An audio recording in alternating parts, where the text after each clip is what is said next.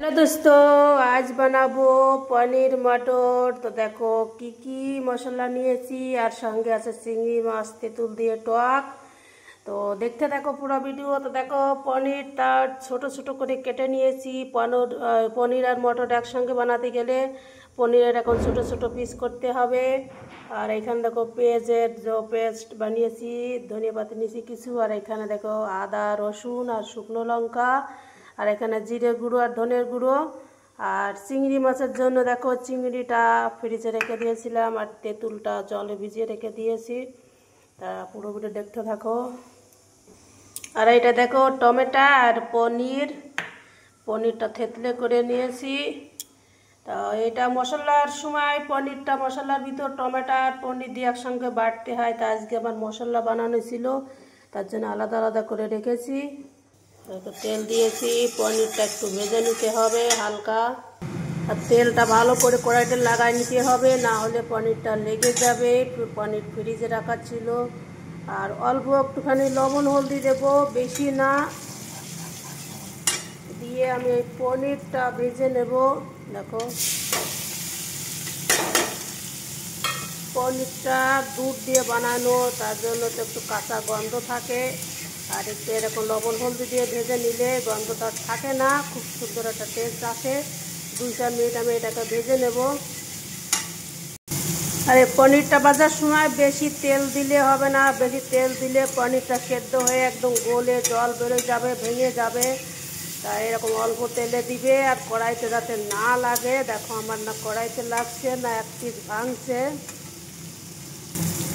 দেখো এটাকে আমি মাঝে মাঝে চালিয়ে দেবো, এরকম নাকি একবার রেখে দেবে, বারবার এটাকে নাড়াতে হবে। আর সবগুলো এরকম নেড়ে নেড়ে দিতে হবে, একটু লাল লাল করে ভাজতে হবে। পনিরটা লাল লাল হয়ে গেছে দেখো। এবার এটাকে আমি নামিয়ে নেব। দেখো কত সুন্দর করে ভেজে নিয়েছি, এক পিসও ভাঙিনি। আর এখানে দেখো কড়াইতে আবার একটু তেল দিয়ে দেব। তেল দেওয়ার পরে এটাকে মশলা ভাজতে হবে। জিরে দিয়ে দেব, জিরে ফুটে গেলে ওইখানে আমি পেঁয়াজটা দিয়ে দেবো। পেঁয়াজটা 2 মিনিট ভেজে নিয়েছি। তারপরে আমি দিয়ে দেব আদা রসুন আর শুকনো লঙ্কার পেস্ট দিয়ে এটাকে 2 মিনিট ভেজে নেব। আর ওর সঙ্গে আমি দিয়ে দেব টমেটোর যে পনিরটা রেখেছিলাম সেটা দিয়ে দেব, সঙ্গে জিরে আর ধনিয়া পাউডার আর লবণ হলদি স্বাদ অনুসার যেটুকু লাগবে আমার সেটুকু দিতে হবে। একটু জল লাগবে, একটু জল দিয়ে দেব মশলাটা ভাজার জন্য। দিয়ে এটাকে জল শুকাতে শুকাতে মশলাটাও আমার হয়ে যাবে। দেখো মশলাটা এখনো হয়নি। তো মশলা রেডি হতে হতে আমি অন্য কড়াইতে মটরটা ভেজে নেব। অল্প একটু লবণ হলদি দেবো তেলের উপর। আর এই যে মটরটা ফ্রিজে রেখেছিলাম ধুয়ে নিয়েছি, এটাকে 2 মিনিট ভেজে নেব, বেশি না। নাড়াতে হবে, না হলে ফুটে যাবে।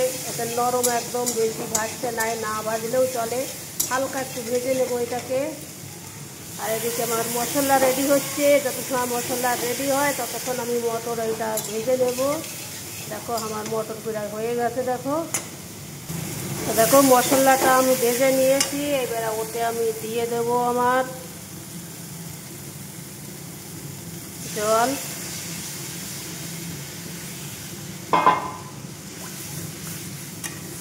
জল উঠানো। এদিকে আমার দেখো মটরটা হয়ে গেছে, এটা আমি নামিয়ে নেব। মটর ভেজে নিয়েছি, ওই কড়াইতে আমি এই তেঁতুল জল, এই জলটা দিয়ে দেব।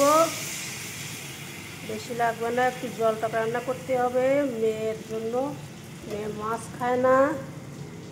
আর এতে আমি জল দিয়ে দেবো যেটুকু জল লাগবে আমার টকের জন্য। মশলার যে জলটা ওইটা দেখো উতরে গিয়েছে। আর 2 মিনিট এটাকে এরকম করে পাকাবো। 2 মিনিট পাকিয়ে জলটা একটু কম করে নেব। দেখো জলটা একটু কম করে নিয়েছি। এইবারে ওর ভিতর আমি দিয়ে দেবো আমার এই মটর, এই যে পনিরটা দিয়ে দেবো। এদিকে দেখো আমার টকের জলটা গরম হয়ে গেছে। জলের ভিতর দিয়ে দেব লবণ হলদি, যেটুকু আমার টকে লাগবে দিতে হবে। এটাকে 2 মিনিট পাকাবো লবণ হলদি দিয়ে। আর এদিকে দেখো পনির দিয়ে 2 মিনিট আমি এটাকে পাকিয়ে নিয়েছি। এইবারে এর ভিতর আমি এই মটরটা ঢেলে দেব। তো টকের জলটা আমি 2 মিনিট পাকাইছি। এইবারে ওর ভিতর আমি দিয়ে দেব আমার চিংড়িটা। তা টক রান্না করতে গেলে কোনো দিন মাছটা ভাজতে না, এরকম কাঁচা মাছ দিতে হয় টকে। ভাজা মাছ দিলে সেই টেস্টটা আসে না, ভালো লাগে না, মাছের একটা গন্ধ বেরোয় শুকনো শুকনো। এরকম কাঁচা মাছ দিয়ে রান্না করতে হয়। আর এদিকে দেখো আমার পনির মটর হচ্ছে। দেখো এটাকে ভালো করে শুকোয় নিতে হবে, জলটা শুকোতে হবে। তার ভিতর আমার চিংড়িটাও গলে যাবে। পনিরও প্রায় কমপ্লিট। দেখো প্রায় হয়ে গেছে। পনিরে কিছু মশলা বাদ আছে, সেই মশলাগুলো দেব। দেখো 1 চামচ গরম মশলা দেব, আর কিছু ধনে পাতা দিয়ে দেব, আর সঙ্গে 1 চামচ চিনি দিয়ে দেব। পনিরে চিনি দেওয়া বিশেষ দরকার। পনিরে কোনো স্বাদ হয় না, না তেতো না মিষ্টি না টক, এই জন্য তো একটু চিনি দিতে হয়। মশলার সঙ্গে চিনিটা একটু টেস্ট আসে, তার জন্য তো পনিরটা খুব সুন্দর লাগে। তা দেখো আমার পনিরটা রেডি হয়ে গেছে। একটু ঝোলটা শুকিয়ে নেব। টকটা দেখো কত শুকিয়ে গেছে, টক হয়ে গেছে। এবার এটাকে সম্বরা দিতে হবে। আর এদিকে আমার পনির মটরটা রেডি হয়ে গেছে। উপর দিয়ে একটু ধনে পাতা কুচি দিয়ে দেব। দেখো আমার পনির মটর রেডি, ধাবা স্টাইল পনির মটর। টক সম্বরা দেওয়ার আগে কড়াইটা একটু ভালো করে গরম নিতে হবে। তেলটাও একটু গরম করতে হবে, না হলে তেলের গন্ধ এসে যায়। দেখো পুরো কড়াইতে তেল লাগিয়ে নিয়েছি। এবারে দিয়ে দেব সরষে দিয়ে দেব। সরষেটা বেশি ফুটলে হবে না, একটু লবণ দেব। আর তারপরে টকটা সঙ্গে সঙ্গে ঢেলে দিয়ে দেব। আর এটা একটু উতরে গেলেই এটাকে নামিয়ে নেব। লবণ পরে দিতে হয়, এই জন্য তো আগে অল্পতে তোমার লবণ দিবে, না হলে লবণটা পুড়ে যাবে। আর সরষেটা বেশি ফুটলে হবে না, বেশি ফুটলে তলিয়ে যায় নিচে, আর একটু তিতো লাগে। একটু কম ফোটাবে। আর দেখো এটা যেই উতরে যাবে সেই এটাকে নামিয়ে নেব, বেশি জাল দিতে হবে না। সম্বরা দেওয়ার পরে টক বেশি জাল দিতে নাই, যেই এটা পুরো একটু ফুটে যাবে দেখো তেলটা, তারপরে আমি নামিয়ে নেব। তো দেখো এবার আমি এটাকে নামিয়ে নেব। তো দেখো আমার টকটা রেডি হয়ে গেছে, আর পনিরটাও রেডি হয়ে গেছে। ধন্যবাদ সবাইকে ভিডিওটি দেখার জন্য। আর যদি ভিডিওটি ভালো লাগে তো লাইক কমেন্ট শেয়ার অবশ্যই করবে, আর এইভাবে আমার পাশে থেকো। Bye bye.